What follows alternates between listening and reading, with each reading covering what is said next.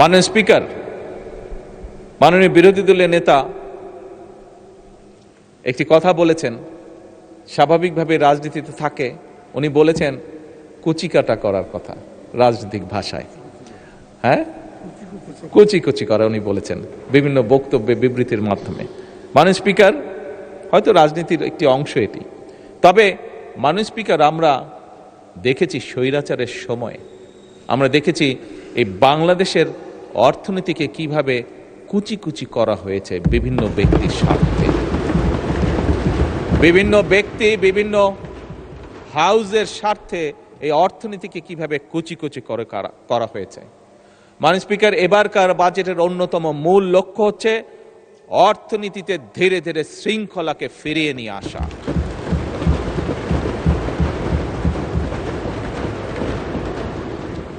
মাননীয় স্পিকার, অন্যতম তৃতীয় যে মূল লক্ষ্য এই বাজেটের, সেই লক্ষ্যটি হচ্ছে যা মাননীয় স্পিকার, আপনি জানেন গত সপ্তাহে আমি দুটি দেশ সফর করে এসেছি, একটি মালয়েশিয়া এবং একটি চীন।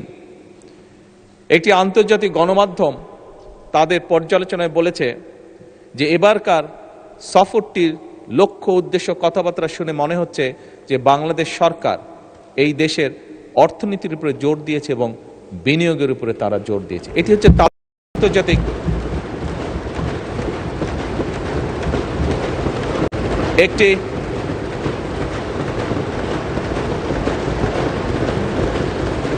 একটি আন্তর্জাতিক গণমাধ্যমের অ্যানালাইসিস। মাননীয় স্পিকার, ওনারা সঠিক বলেছেন, আমাদের তৃতীয় এবং সবচেয়ে গুরুত্বপূর্ণ যে লক্ষ্য এই বাজেটে, সেটি হচ্ছে বিনিয়োগ, উৎপাদন এবং কর্মসংস্থানের যে চাকা, সেটিকে সচল এবং শুধু সচলই নয়, সেটিকে বেগবান করা।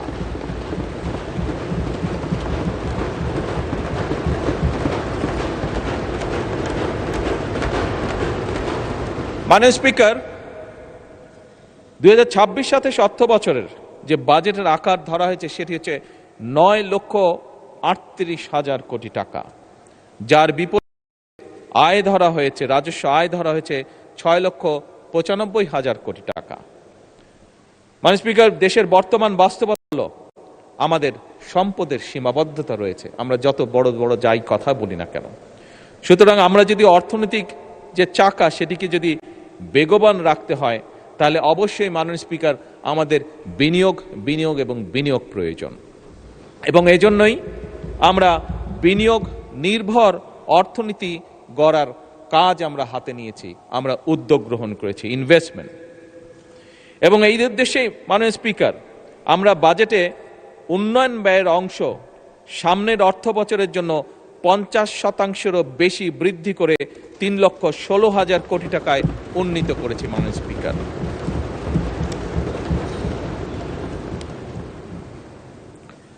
আবারও আমি মাননীয় বিরোধী দলের একটি কথাকে কোট করে বলতে চাই যে আমাদের লক্ষ্যই হচ্ছে জনগণের অর্থ জনগণের কল্যাণে, উৎপাদনশীল খাতে ব্যয় হবে, এটিই আমাদের নীতি, এটি আমাদের লক্ষ্য।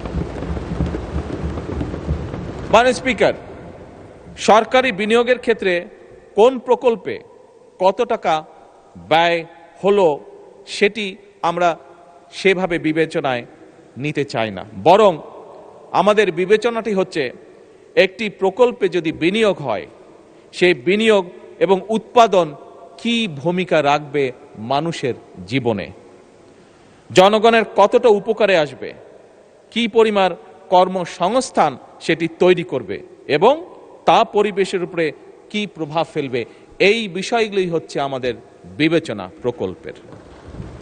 আমাদের অর্থনৈতিক কৌশল 3টি ধাপে আমরা বাস্তবায়ন করতে চাই। মাননীয় স্পিকার, প্রথমটি হচ্ছে পুনরুদ্ধার, উত্তরণ ও পুনর্গঠন।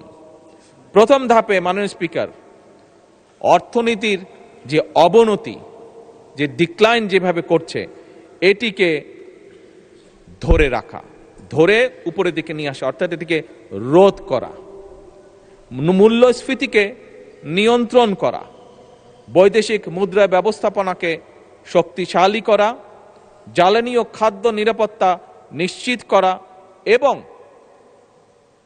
একটি রাজনৈতিক সরকার হিসাবে একটি মূল যেটি লক্ষ্য হচ্ছে প্রান্তিক জনগোষ্ঠীর সুরক্ষা বৃদ্ধি করা, অর্থাৎ যারা আমাদেরকে ভোট দিয়ে এখানে পাঠিয়েছে তাদের জন্য কাজ করার জন্য তাদের সুরক্ষা বৃদ্ধি করা।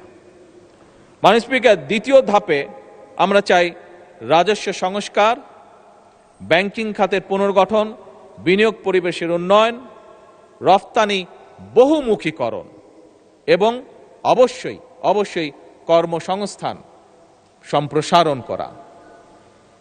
তৃতীয় ধাপে মাননীয় স্পিকার উৎপাদনশীল, উদ্ভাবন নির্ভর, প্রতিযোগিতা এবং অন্তর্ভুক্তিমূলক অর্থনীতির ভিতকে সুদৃঢ় করা। মাননীয় স্পিকার, আমরা বিশ্বাস করি শুধু জিডিপি প্রবৃদ্ধির হার বাড়লেই প্রকৃত উন্নয়ন হয় না। উন্নয়ন তখনই হয়, একজন মানুষ হিসেবে, একজন রাজনীতিবিদ হিসেবে আমি উন্নয়নকে তখনই বুঝি যখন সাধারণ মানুষের ঘরে স্বস্তি আসে, যখন জনগোষ্ঠীর, বিশেষ করে দরিদ্র জনগোষ্ঠীর সামাজিক সুরক্ষা নিশ্চিত হয়, যখন তরুণরা তাদের যোগ্যতা অনুযায়ী কর্মে নিযুক্ত হয়, যখন কৃষক ভাইটি তার পরিশ্রমের ন্যায্য মূল্য পায়, অর্থাৎ তার যে প্রোডাক্ট সেটির ন্যায্য মূল্য পায়, যখন উদ্যোক্তারা, যেটি মাননীয় বিরোধী দলের নেতাও তার বক্তব্যে কিছুটা উল্লেখ করেছেন, যখন কোনো ইনভেস্টর বা উদ্যোক্তা কোনো রকম হয়রানি ছাড়া ব্যবসা শুরু করতে পারেন, ব্যবসা করতে পারেন এবং পরিচালনা করতে পারেন, এবং আমানতকারী তার অর্থ ফেরত পাওয়ার নিশ্চয়তা পান, এবং রাষ্ট্রীয় প্রতিষ্ঠানগুলো জনগণের কাছে স্বচ্ছ এবং দায়বদ্ধ থাকে। মাননীয় স্পিকার, আমি এটাকেই মনে করি অর্থবহ উন্নয়ন। আমাদের এবারের বাজেটে সেই মানবিক এবং গণতান্ত্রিক অর্থনীতির ভিত্তি নির্মাণের রূপকল্প। মাননীয় স্পিকার, স্বাভাবিকভাবেই অর্থনীতি একটি সিরিয়াস ম্যাটার। আমরা সেই জন্য পরিকল্পনা গ্রহণ করে পরিকল্পনার মাধ্যমে আমরা এগোতে চাই, এবং সেজন্যই আমরা এমন একটা অর্থনৈতিক ব্যবস্থা বা অর্থনীতি গড়ে তুলতে চাই যেখানে মাননীয় স্পিকার ঋণ নয়, উৎপাদন হবে বিনিয়োগ নির্ভর, কাগজে প্রবৃদ্ধি নয়, বরং কর্মসংস্থান এবং জনগণের জীবনযাত্রার মান হবে উন্নয়নের বড় সূচক। মাননীয় স্পিকার, বাংলাদেশ, যে বাংলাদেশকে নিয়ে আমরা অনেক কিছু ভাবি, অনেক চিন্তা করি, এমন একটি বাংলাদেশকে আমরা গড়তে চাই, এমন একটি বাংলাদেশকে আমরা গড়ে তুলতে চাই যেখানে আমাদের তরুণরা তারা চাকরির জন্য বছরের পর বছর অপেক্ষা করবে না, বরং তার মেধা, দক্ষতা এবং উদ্যোক্তা দিয়ে তার যে উদ্যমী যেই শক্তিটি আছে সেটি দিয়ে নিজেই নিজের কর্মসংস্থান সৃষ্টি করতে পারবে। এবং মাননীয় স্পিকার, সে কারণেই আপনি খেয়াল করে দেখবেন এবারের বাজেটে আমরা যেটি চেষ্টা করেছি, মাননীয় স্পিকার, 100% সফল এখনো হয়তো আমরা হতে পারিনি, কিন্তু আমরা যে উদ্যোগটা গ্রহণ করেছি, যে চেষ্টা করেছি, সেটি হচ্ছে দেশীয় শিল্পকে বিকাশের জন্য আমরা সব রকম প্রাধান্য দেওয়ার চেষ্টা করেছি, এবং একই সাথে মাননীয় স্পিকার নতুন কর্মসংস্থান যেখানে যে সেক্টরে সৃষ্টি হতে পারে সেটির পথ আমরা সুগম করার চেষ্টা করেছি। মাননীয় স্পিকার, আমাদের লক্ষ্য, আগেও বলেছি মাননীয় স্পিকার, আমাদের লক্ষ্য হচ্ছে একটা বাংলাদেশ তৈরি করা যেটা হবে উৎপাদনমুখী দেশ, রফতানিমুখী এবং উদ্ভাবন নির্ভর অর্থনীতি তৈরি করা আমাদের।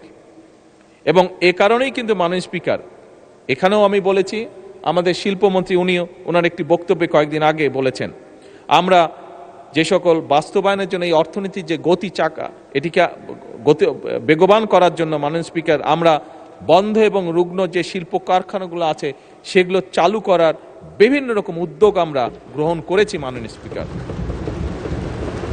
নতুন শিল্প স্থাপনে সহায়তা প্রদানের আমরা চেষ্টা করছি, দেশীয় এবং বিদেশি বিনিয়োগকে আকৃষ্ট করা, এবং একই সাথে মাননীয় স্পিকার শিল্প অঞ্চল ভিত্তিক কর্মসংস্থান, নতুন সুযোগ যাতে সৃষ্টি করতে পারে সেটাও আমরা চেষ্টা করছি।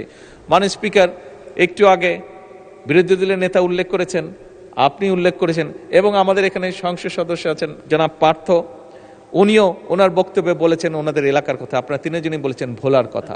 মাননীয় স্পিকার, যেহেতু এই বিষয়টি এসছে, আমি ওদিন বলেছিলাম যে একটি পরিকল্পনা আমাদের আছে, যেহেতু ওখানে গ্যাস পাওয়া গিয়েছে, এনার্জি পাওয়া গেছে, আমরা ওখানে শিল্প পার্ক তৈরি করতে পারি কিনা সেই ব্যবস্থা পরিকল্পনা অলরেডি আমরা গ্রহণ